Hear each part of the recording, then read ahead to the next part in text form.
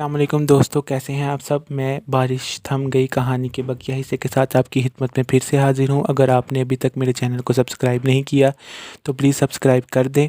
अब चलते हैं कहानी के बकिया हिस्से की तरफ।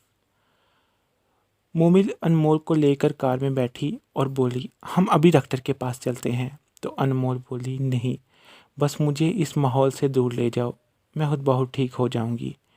मोमिल ने गाड़ी स्टार्ट की और घर की तरफ रवाना हो गई। घर पहुंचकर अनमोल अपने कमरे में चली गई और मोमिन माँ के कमरे में चली गई। कुछ भी कर लो, आप ही का मूड बेहतर होने का नाम ही नहीं लेता। आज शादी का फंक्शन भी खुद भी एंजॉय नहीं किया और मुझे भी करने नहीं दिया। बारात अभी आई नहीं और बारात से पहले हम घर आ गए हैं। मामा, आखिर कब तक ऐसे चलेगा। आप ही की इस हालत को क्यों नहीं बेहतर करती। आप उनकी शादी ही करवा दें। मोमिन ने उदास लहजे में कहा। बेटा, तुम तो ऐसा मत बोलो, उसने हमारे लिए खुद का जीना छोड़ दिया है। तुम्हारे लिए उसने क्या क्या नहीं किया।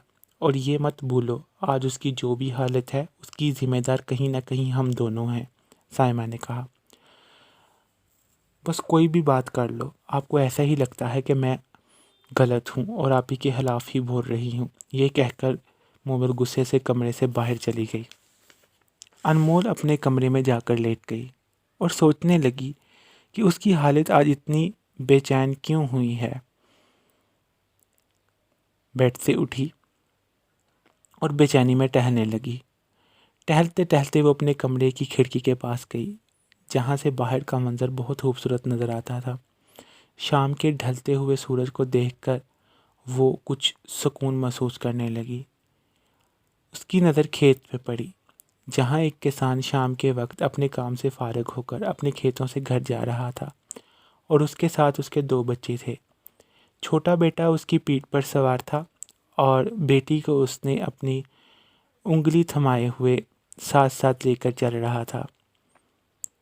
ये मंजर देखकर अनमोल की आंखों में आंसू आ गए कि बाप का रिश्ता भी कितना अजीम रिश्ता है। आज अगर उसका बाप भी ज़िंदा होता तो शायद उसकी ज़िंदगी के हालात कुछ और होते और वो अपने प्यार के साथ जी रही होती। उसे याद आ रहा था गुजरा हुआ ज़माना, माजी का वो वक्त जो उसके लिए क़यामत बन के टूटा था। कैसे वो यतीम हो गई जब वो सिर्फ 5 साल की थी और मोमिल को उसकी माँ ने अभी जन्म देना था। कैसे उसकी माँ ने लोगों के घरों के काम किए, कपड़े धोए, बर्तन साफ़ किए और उन दोनों बहनों की परवरिश की। और कैसे उसके बचपन की ख्वाहिशात आहिस्ता आहिस्ता दम तोड़ती गईं।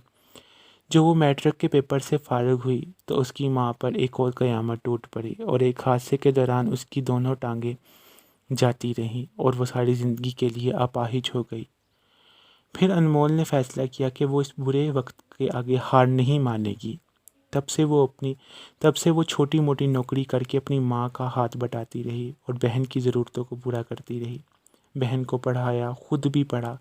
जैसे जैसे वो हाई एजुकेशन हासिल करती गई वैसे वैसे मज़ीद पैसे कमाने लगी और उसकी ज़िंदगी के उस दौर की शुरुआत हुई जो कि उसकी ज़िंदगी का सबसे हसीन रंगीन दौर था। उसने अपना मास्टर्स कंप्लीट कर लिया था। एक बहुत बड़ी एक्सपोर्ट कंपनी से उसको एक अच्छी सैलरी पर जॉब ऑफ़र हुई और उसने कबूल कर ली। आज अनमोल की जॉब का पहला दिन था, वो भी शहर की मशहूर और सबसे बड़ी कंपनी में। वो खुशी से पागल हो रही थी। अब आहिस्ता आहिस्ता घर की ज़रूरतें पूरी हो रही थी और अब तो ख्वाहिशात भी पूरी हो रही थी। एक गरीब इंसान की छोटी मोटी ख्वाहिशात पूरी हो जाए तो ज़िंदगी जन्नत बन जाती है। फिर अनमोल तो अपनी बहन और अपनी माँ की ख्वाहिशात भी पूरी कर रही थी। बहुत कम वक्त में खासी तरक्की कर ली थी अनमोल ने और वो उस कंपनी की सीनियर एम्प्लॉय बन चुकी थी। अब तो उसके घर के हालात भी बेहतर से बेहतरीन हो गए थे। अनमोल में जीने की उमंग पैदा हो गई। एक दिन उसकी कंपनी में एक खुरम नामी शख्स एक बहुत मामूली सी पोस्ट पर हायर हुआ। खुरम एक बहुत ही पुरकशिश नौजवान था, अपने काम से काम रखने वाला। अनमोल उसके लिए एक बॉस की हैसियत रखती थी। खुरम अपने काम में बहुत माहिर था और जल्द ही अनमोल की नज़रों में वो मुकाम हासिल कर चुका जो कई मुलाज़म सालों तक हासिल नहीं कर पाते। मिस्टर खुरम, 1 साल में आपकी ये दूसरी प्रमोशन है और अगर आपने ये ऑर्डर हमें दिलवा दिया तो मैं आपकी सैलरी 50% इंक्रीज़ कर दूंगी। अनमोल ने हुरम की तारीफ़ करते हुए और उसको इनकरेज करते हुए कहा। एक बार फिर हुरम की काबिलियत की वजह से एक बहुत बड़ा ऑर्डर अनमोल की कंपनी को मिल गया। अनमोल के बॉस ने हुरम और अनमोल के लिए एक छोटी सी पार्टी का ऑर्गेनाइज़ किया ताकि वो उनका शुक्रिया अदा कर सके। इस पार्टी की अनाउंसमेंट सुनते ही पार्टी के कंपनी के सारे स्टाफ में खुशी की लहर दौड़ गई। अनमोल भी खुश थी। आज पार्टी का दिन था। अनमोल बहुत ही खूबसूरत लग रही थी। हालांकि इस खूबसूरती के पीछे घर में बिताए हुए काफ़ी घंटे थे जो उसने अपनी बहन के साथ लड़ते हुए गुजारे कि वो कौन सा ड्रेस पहने और कौन सा नहीं। आखिरकार मोमिन ने बताया कि वो उस लाल रंग के कपड़े पहने और उसके साथ ये वाले इयररिंग, जिसको पहनकर अनमोल बहुत ही खूबसूरत लग रही थी।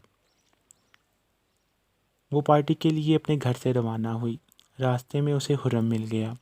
उसकी बाइक ख़राब हो चुकी थी तो अनमोल ने उसे बाइक ठीक करवाने के लिए देने को कहा और उसे लिफ्ट की ऑफ़र की।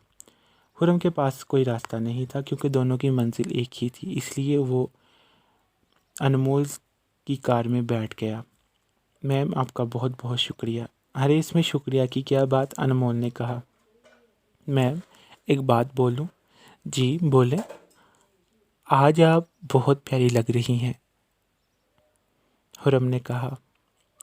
अनमोल हंस पड़ी और शर्मा कर उसने अपना सर झुका लिया। तो दोस्तों कैसी लगी आपको आज की एपिसोड कमेंट करके ज़रूर बताइएगा। जल्द मिलते हैं इसके अगले एपिसोड में। तब तक अल्लाह हाफिज़।